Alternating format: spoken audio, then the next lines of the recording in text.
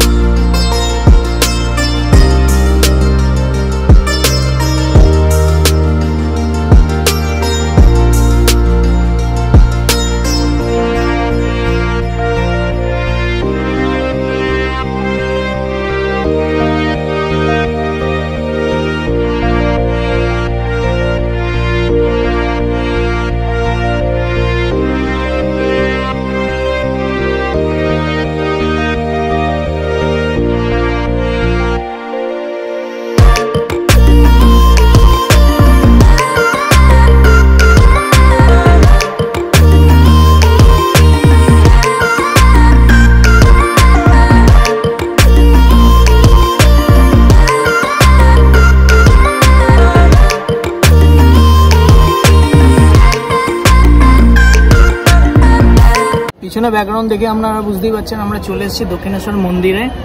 তো আমরা বাইরের চত্বরেই ফটোগ্রাফি করছি, ভেতরে যেহেতু ফটোগ্রাফি অ্যালাউ না, তো আমরা মন্দির চত্বরে যতটা পাচ্ছি ক্যামেরায় ক্যাপচার করার চেষ্টা করছি।